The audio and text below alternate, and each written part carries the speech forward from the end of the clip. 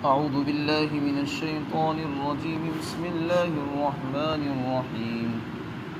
إن الذين آمنوا وعملوا الصالحات كانت لهم جنات الفردوس نزلا خالدين فيها لا يبغون عنها حولا.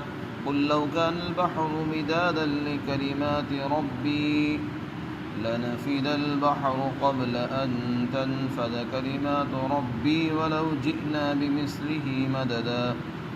قل إنما أنا بشر مثلكم يوحى إلي أنما إلهكم إله واحد فمن كان يرجو لقاء ربه فليعمل عملا صالحا ولا يشرك بعبادة ربه أحدا.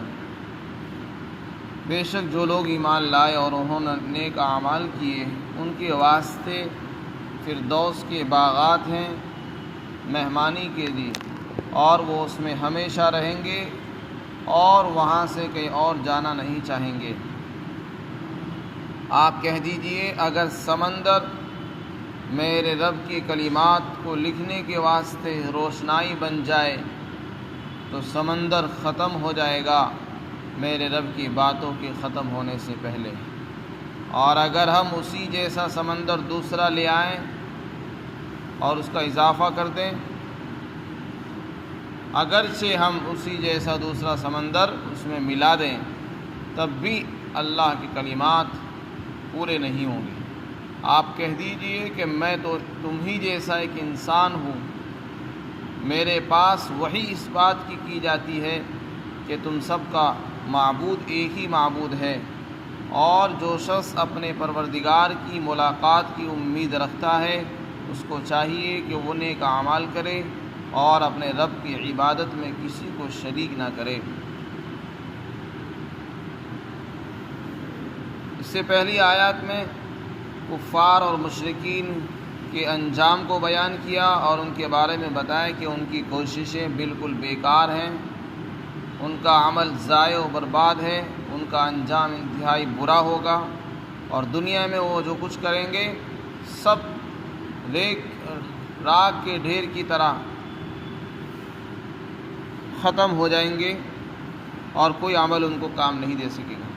اب آگے ایمان والوں کا بیان ہے اور ان کے لیے اللہ تعالیٰ نے ان کی جزا اور بدلے کو ذکر فرمایا. فرماتے ہیں جو لوگ ایمان لے کر آئے ہیں، یعنی جنہوں نے اس بات کا اقرار کیا ہے دل سے کہ اللہ ایک ہے اور حضرت محمد صلی اللہ علیہ وسلم اللہ کے رسول ہیں، اور تمام نبیوں کو انہوں نے سچا مانا، اللہ کی کتابوں پر بھی ایمان لائے، آخرت پر، قیامت پر، دوبارہ زندہ ہونے پر، تقدیر پر، یعنی جتنے بھی ایمان کی ارکان ہیں سب کو مانا ہے، اور اسی کے ساتھ ساتھ اچھے اعمال بھی کرتے رہے، تو ایسے لوگوں کے لیے اللہ تعالیٰ نے خوشخبری سنائی کہ ان کو مہمانی کے طور پر فردوس کے باغات ملیں گے. فردوس کہتے ہیں سرسبز باغ کو. اس کے بارے میں اختلاف ہے کہ یہ عربی ہے یا اعجمی ہے. غرض یہ ہے کہ یہ باغ کے معنی میں ہے، اللہ تعالیٰ اس کو باغات عطا فرمائیں گے. حدیث شریف کے اندر بھی آتا ہے کہ جب تم اللہ سے سوال کرو تو جنت الفردوس کا سوال کرو، کیونکہ وہ جنت کا سب سے اعلیٰ درجہ ہے، اور وہ اس سے اوپر رحمان کا عرش ہے، اور وہیں سے جنت کی جو نہریں ہیں وہ جاری ہو رہی ہیں. تو فردوس جو ہے وہ جنت کا اعلیٰ مقام ہے، مرتبہ ہے. اس لیے فرمایا کہ فردوس کے جو باغات ہوں گے وہ ان لوگوں کو نصیب ہوں گے جو ایمان لائیں گے اور اعمال صالحہ کریں گے، اور یہ ان کو بطور مہمانی کے ملے گا. اس کے بعد جنت کی خصوصیت بیان فرمائی کہ جنت میں یہ لوگ ہمیشہ رہیں گے. ایسا نہیں ہوگا کہ داخل ہونے کے بعد ان کو نکال دیا جائے یا یہ خود نکل جائیں، ایسا نہیں ہوگا. جو ایک مرتبہ چلا جائے گا دوبارہ نہیں نکلے گا. بعض مرتبہ انسان کے ذہن میں سوال آتا ہے کہ ایک جگہ رہتے رہتے انسان کے اندر اکتاہٹ پیدا ہو جاتی ہے، ایک ہی جگہ رہتے رہتے انسان کی طبیعتیں اچاٹ ہو جاتی ہیں اور دل چاہتا ہے کہ باہر کو نکل جائے، کہیں اور جائے. تو پھر جنت میں بھی ایسا ہو سکتا ہے. تو اللہ تعالیٰ نے اس کے جواب میں ارشاد فرمایا لا یبغون عنہا حولا. جنت کو دنیا کی چیزوں پر، دنیا کے مکانات اور یہاں کی جگہوں پر قیاس مت کرو. یہاں انسان رہتے رہتے تھک جاتا ہے، اکتاہٹ ہو جاتی ہے۔ جنت ایسی نہیں ہے، وہاں کی نعمتیں ایسی ہوں گی کہ اگر ایک مرتبہ کسی کو مل جائیں گی وہ کبھی اس کا دل نہیں چاہے گا کہ یہاں سے چھوڑ کر چلا جاؤں، چاہے اس کو ہزاروں سال ہو جائیں، کتنا ہی لمبا عرصہ گزر جائے، لیکن وہاں سے اس کا دل بھی خود نکلنے کو نہیں چاہے گا، نہ وہ خود جانا چاہے گا اور نہ ہی اس کو زبردستی نکالا جائے گا۔ دونوں ہی باتیں اس میں بیان فرما دی گئی تھی۔ پھر اخیر میں آ کر اللہ تعالیٰ نے اپنی توحید کا بھی بیان فرمایا اور رسالت کو بھی ثابت فرمایا اور معاد یعنی دوبارہ زندہ ہونے کو بھی ذکر فرمایا۔ اللہ تعالیٰ نے اپنے حمد اور ثنا کے اندر بیان فرمایا کہ اللہ تعالیٰ جو ہے، اللہ کی جو کمالات ہیں، اللہ تعالیٰ کی جو صفات ہیں اور اللہ تعالیٰ کی جو خوبیاں ہیں وہ اس قدر ہیں کہ ان کا کوئی شمار نہیں، گنتی نہیں ہے۔ اس کو کہتے ہیں لامتناہی، ان کی کوئی انتہا نہیں ہے۔ اللہ کی ذات ایسی، اللہ کی ذات کی جو صفات ہیں وہ لامتناہی ہیں، ان کا کوئی شمار نہیں کر سکتے۔ کتنی خوبیاں، کتنے کمالات ہیں اللہ کے اندر۔ اور دنیا میں جتنی بھی چیزیں ہیں سب متناہی ہیں، ہر ایک چیز کی ایک مدت ہے، وہ ختم ہو جاتی ہے، ہر چیز کا ایک وقت ہے، وہ اس وقت تک باقی رہتی ہے، اس کے بعد وہ ختم ہو جاتی ہے۔ اور اگر کسی چیز میں خوبیاں بھی ہوتی ہیں تو وہ بھی گنتی کی ہوتی ہیں، کسی میں 10 ہیں، کسی میں 5 ہیں، کسی میں 100 ہیں، کسی میں 1000 ہیں، یعنی اگر گننا چاہے انسان گن سکتا ہے، اس کے بعد اس میں خوبیاں ختم ہو جاتی ہیں۔ اللہ کی ذات وہ ذات ہے جس کے کمالات کی کوئی انتہا نہیں ہے، اور خدا وہی ہے جس کے کمالات ایسے ہوں کہ جن کی کوئی انتہا نہ ہو، اور یہ شان صرف اللہ کی ہے، اس لیے عبادت بھی اسی کا حق ہے اور معبود بننے کے لائق بھی وہی ہے جس کے کمالات غیر متناہی ہیں، جن کی کوئی انتہا اور شمار نہیں ہے۔ اس کو ایک مثال سے بیان فرمایا کہ کس قدر غیر متناہی ہیں اللہ تعالیٰ کی صفات۔ فرمایا کہ سمندر کو لے لو، سمندر کیسا ہوتا ہے کہ اگر ایک سرا نظر آ رہا ہے تو دوسرے سرے کا پتہ نہیں کہاں ہے۔ اگر ایک کنارہ کسی کو نظر آتا ہے تو دوسرا کنارہ نظر نہیں آتا، اتنا بڑا سمندر۔ اگر فرض کرو اس سمندر کی پانی کی ہم روشنائی بنا دیں، پورے سمندر کو روشنائی میں بدل دیا جائے، اور زمین پر جتنے بھی درخت ہیں، چھوٹے بڑے بے شمار درخت ہیں، ان کے کاٹ کر قلم بنائے جائیں، اور اللہ کی قدرت، اس کی خوبیاں، اس کے کمالات، اس کے صفات کو، خوبیوں کو لکھنا شروع کیا جائے، ان کو بیان کرنا شروع کیا جائے، بیان کرتے کرتے جو ہے قلم ٹوٹ جائیں گے، سمندر خشک ہو جائے گا، لیکن اللہ کی تعریفات وہ پوری نہیں ہو سکیں گی۔ فرمایا اگر ایک سمندر کم رہ جائے تو اسی جیسا دوسرا سمندر ملا لو۔ ایک دوسری آیت میں فرمایا ایک نہیں 7 ملا لو۔ وَلَوْ أَنَّ مَا فِي الْأَرْضِ مِنْ شَجَرَةٍ أَقْلَامٌ وَالْبَحْرُ يَمُدُّهُ مِنْ بَعْدِهِ 7 أَبْحُرٍ مَا نَفِدَتْ كَلِمَاتُ اللَّهِ، کہ اگر 7 سمندر بھی ملا لیے جائیں اور 7 کو پانی کو روشنائی میں بدل دیا جائے، اور زمین پر جتنے بھی درخت ہیں ان کے قلم بنا دیے جائیں اور لکھنا شروع کیا جائے، اس میں کتنے سینکڑوں، ہزاروں، لاکھوں، اربوں، خربوں قلم بنیں گے اور کتنے انسان لکھیں گے، لیکن پھر بھی قلم ٹوٹ جائیں گے اور سمندر خشک ہو جائیں گے، لیکن اللہ کی تعریفات وہ ختم نہیں ہوں گی، یعنی ان کو بیان کرتے مطلب یہ ہے کہ وہ پوری نہیں ہو سکیں گی۔ اتنی خوبیاں ہیں، اتنے کمالات ہیں، اس سے پتہ چلتا ہے کہ اللہ کی ذات غیر متناہی ہے۔ فرمایا اگر سمندر روشنائی بن جائے میرے رب کے کلمات کو لکھنے کے واسطے، کلمات سے مراد وہ کلمات ہیں، وہ عبارتیں ہیں جو اللہ کی خوبیوں پر اور اس کی صفات اور اس کے کمالات پر مشتمل ہوں اور وہ بیان کر رہی ہوں، تو فرمایا میرے رب کے کلمات کے ختم ہونے سے پہلے سمندر ختم ہو جائے گا۔ اگرچہ ہم لے آئیں اسی جیسا سمندر دوسرا، اسی میں ملا دیں، تب بھی ختم ہو جائے گا۔ اس کے بعد اللہ تعالیٰ نے رسالت و نبوت کو بیان فرمایا، تو اس میں تو اللہ کی تعریفات آ گئی، اس کے بعد رسول اللہ کے بارے میں فرمایا کہ میں ایک انسان ہوں تم ہی جیسا۔ اس میں رسول اللہ کی حقیقت بیان فرمائی کہ انسان کے لیے نبی ہونا کوئی ناممکن چیز نہیں ہے۔ جو لوگ یہ سمجھتے ہیں کہ انسان نبی نہیں ہو سکتا ہے، ان کا یہ خیال غلط ہے۔ اللہ تعالیٰ صاف طور سے فرما رہے ہیں کہ رسول اللہ ایک انسان ہے۔ کچھ لوگوں کا خیال یہ ہے کہ رسول اللہ انسان نہیں ہے بلکہ وہ نور ہیں۔ اللہ نے صاف طور سے فرما دیا کہ آپ یہ اعلان کرو کہ میں انسان ہوں تم ہی جیسا، جیسے تم کھاتے ہو میں بھی کھاتا ہوں، جیسے تم بادور میں چلتے ہو میں بھی چلتا ہوں۔ اور جو نور سے بنتا ہے وہ کھاتا نہیں ہے۔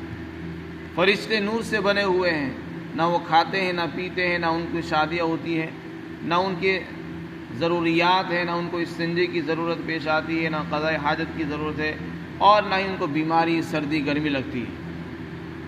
یہ ساری چیزیں انسان کے ساتھ جڑی ہوئی ہیں۔ رسول اللہ صلی اللہ علیہ وسلم کے بارے میں کچھ لوگوں کا عقیدہ یہ ہے کہ آپ نور سے بنے۔ اللہ نے فرمایا کہ آپ یہ کہو کہ میں انسان ہوں، بشر ہوں، تم ہی جیسا ہوں، بس فرق اتنا ہے کہ میرے پاس وحی آتی ہے، تمہارے پاس وحی نہیں آتی۔ اور وحی کیا آتی ہے میرے پاس؟ اللہ یہ وحی بھیجتا ہے کہ دیکھو تمہارا معبود ایک ہی معبود ہے، تم سب کا خدا ایک ہے، اللہ ایک سے زائد نہیں ہے، ایک ہی اللہ ہے، اسی کی عبادت اور پرستش کرو۔ پھر اس کے بعد ارشاد فرمایا، معاد کو ذکر کیا، یعنی دوبارہ ہمیں زندہ ہونا ہے۔ مرنے کے بعد ایک دن آئے گا، اللہ کے سامنے حاضری ہوگی۔ تو جو آدمی یہ چاہتا ہے کہ میں اپنے پروردگار کے سامنے اس حال میں حاضر ہو جاؤں کہ میرے رب مجھ سے خوش ہو جائے اور میں اس سے خوش ہو جاؤں اور میں وہاں کامیابی کے ساتھ ملاقات کروں، تو اس کو چاہیے کہ بس دنیا میں رہ کر نیک اعمال میں لگا رہے، اپنے آپ کو نیک اعمال میں لگا دے، بس برے اعمال سے بچا کر نیک اعمال میں اپنے آپ کو ڈال دے، اور جو بھی عبادت کرے اپنی اللہ کی عبادت میں کسی کو شریک نہ کرے، اس میں کسی قسم کی ریاکاری شامل نہیں ہونی چاہیے۔ تو فرمایا جو آدمی اپنے رب کی ملاقات کی امید رکھتا ہو اس کو چاہیے کہ وہ نیک اعمال کرے، اور فرمایا اور اپنے رب کی عبادت میں کسی کو شریک نہ کرے۔ یہاں شرک سے کون سا شرک مراد ہے؟ شان نزول سے پتہ چلتا ہے کہ یہاں شرک سے شرک خفی مراد ہے۔ شرک دو طرح کا ہوتا ہے، شرک جلی اور شرک خفی۔ شرک جلی بڑا شرک ہوتا ہے، یعنی اللہ کی ذات اور صفات میں کسی کو شریک ٹھہرانا، جس سے انسان کا ایمان ختم ہو جاتا ہے۔ ایک شرک ہلکے درجے کا ہوتا ہے جس کو ریاکاری بولتے ہیں، وہ بھی شرک ہی ہے۔ اس میں بھی چونکہ شریک کرنا لازم آتا ہے، یعنی ہم اللہ نماز پڑھ رہے ہیں تو اللہ کے واسطے، اور ساتھ میں یہ بھی نیت کر لی جائے کہ فلاں بندہ بھی خوش ہو جائے۔ تو اس میں ہم نے دو لوگوں کی، دو چیزوں کی نیت کر لی، اللہ کی بھی نیت کر لی اور انسانوں کو خوش کرنے کی بھی نیت کر لی، تو اس یہ بھی شرک ہے۔ بس یہ شرک خفی ہے اور اس سے بھی بچنے کی ضرورت ہے، اس لیے کہ جب انسان کے اندر ریاکاری آ جاتی ہے تو عمل کا اجر و ثواب ضائع برباد ہو جاتا ہے، عمل پر کوئی بدلہ نہیں ملتا۔ قیامت کے دن اللہ تعالیٰ فرمائیں گے ریاکار لوگوں سے کہ جس کے لیے تم نے عمل کیا تھا اسی سے جا کر بدلہ لے لو، میرے لیے عمل نہیں کیا لہذا میں بدلہ نہیں دوں گا۔ اللہ تعالیٰ کے نزدیک وہی عمل قبول ہوتا ہے جو خالص اللہ کے لیے ہوتا ہے، اور جس عمل میں ہم نے اللہ کے لیے کیا اور اس عمل میں ہم نے اللہ کے ساتھ کسی بندے کو بھی شریک کر دیا تو یہ شرک ہے، یہی ریاکاری ہے۔ حاکم نے نقل کیا ایک شخص اللہ کے راستے میں جہاد کرتا تھا، اور ساتھ ساتھ اس کی یہ بھی نیت ہوتی تھی کہ میری بہادری کا چرچا ہو، کہ میں کتنا بہادر ہوں، میرے غازیانہ عمل کی شہرت ہو جائے۔ اس کے بارے میں یہ آیت نازل ہوئی کہ اس کا یہ عمل صحیح نہیں ہے، اس پر جہاد پر اس کو اجر و ثواب نہیں ملے گا۔ اسی طرح اور بھی بہت سی روایات ہیں۔ ایک شخص نے عرض کیا کہ میں جب عبادت کے لیے کھڑا ہوتا ہوں تو میری نیت یہ ہوتی ہے کہ میں اللہ کے لیے عبادت کر رہا ہوں، لیکن ساتھ ساتھ میں میری یہ نیت یہ بھی ہو جاتی ہے کہ تاکہ لوگ بھی خوش ہو جائیں۔ تو اگر آدمی نماز اس نیت سے پڑھے کہ اللہ بھی خوش ہو جائے اور لوگ دیکھ کر مجھے نمازی کہیں، تو یہ جو دو طرح کی جو نیت ہے اسی کا نام ہے ریاکاری، اسی کو شرک خفی بولتے ہیں۔ اگر ایسی نیت ہوگی تو عمل پر کوئی اجر و ثواب نہیں ملے گا۔ ہاں ایک الگ چیز دوسری ہے کہ آدمی نیت تو صرف اللہ کے لیے کرے، عبادت جو کرے اللہ کے لیے کرے۔ کوئی آدمی عبادت کرتے کرتے خود سے دیکھ لے اور اس کی نیت دکھانے کی نہ ہو، اور نہ اس کی یہ نیت ہو کہ لوگ مجھے دیکھیں، میری عزت کریں اور میرا چرچا کریں، میری شہرت ہو جائے، اور خود بخود اس کی شہرت ہو جائے، تو اس پر اس کو ملامت نہیں کی جائے گی، بلکہ وہ تو اس کے لیے خوشخبری ہے۔ اپنی جو نیت ہو صرف اللہ کو راضی کرنے کی ہو، کوئی انسان دیکھ رہا ہے تب بھی اس کو پرواہ نہیں ہونی چاہیے، کوئی نہ دیکھے تب بھی اس کو کسی کی پرواہ نہیں ہونی چاہیے۔ اس کا نام ہے اخلاص، کہ عبادت ہم کریں تو صرف اللہ کو راضی کرنے کے لیے کریں۔ سورہ کہف کی یہ آخری دو آیتیں ہیں، ان کے متعلق حضرت ابن عباس رضی اللہ عنہ سے کسی نے معلوم کیا کہ میں سوتا ہوں تو میری آنکھ نہیں کھلتی، تو آپ نے فرمایا کہ جب سونے کا ارادہ کرو یہ دو آیتیں پڑھ لیا کرو، انشاءاللہ آنکھ کھل جائے گی۔ ایک اور بزرگ کا بیان ہے کہ جو آدمی ان دو آیتوں کو پڑھ کر سو جائے گا تو جیسی نیت کرے گا، جس وقت اٹھنے کی نیت کرے گا اسی وقت اس کی آنکھ کھل جائے گی۔ ان کا بیان ہے کہ ہم نے اس کا بارہا تجربہ کیا ہے کہ جب بھی ہم یہ چاہتے تھے کہ تہجد کے لیے اٹھیں یا کسی اور وقت اٹھیں، نماز کے لیے جلدی اٹھ جائیں، تو سورہ کہف کی آخر کی دو آیتیں قُل لَوْ كَانَ الْبَحْرُ مِدَادًا لِكَلِمَاتِ رَبِّي سے لے کر آخر تک پڑھ لیا کرتے تھے اور نیت کر لیا کرتے تھے، اور جیسی نیت ہوتی تھی اسی کے مطابق آنکھ کھل جایا کرتی تھی۔ سورہ کہف کی شروع کی آیتیں اور اخیر کی آیتیں جو افحسب الذین کفروا سے شروع ہوئی، ان کے بارے میں احادیث میں بڑی فضیلت آئی ہے کہ دجال کے فتنے سے انسان محفوظ رہ جاتا ہے، اور جو آدمی سورہ کہف کی تلاوت کرتا ہے اس کے لیے ایک نور ہوتا ہے، اور ایک جمعے سے لے کر دوسرے جمعے تک اس کی حفاظت ہو جاتی ہے، ہر فتنے سے اس کو محفوظ رہتا ہے، یہاں تک کہ اگر دجال بھی نکل کر آئے گا تو دجال سے بھی وہ محفوظ ہو جائے گا۔ تو یہ بہت ہی بابرکت آیتیں ہیں اور بڑی ان کی تاثیر ہے، مجرب آیتیں ہیں۔ اللہ تعالی ہم سب کو عمل کی توفیق عطا فرمائے۔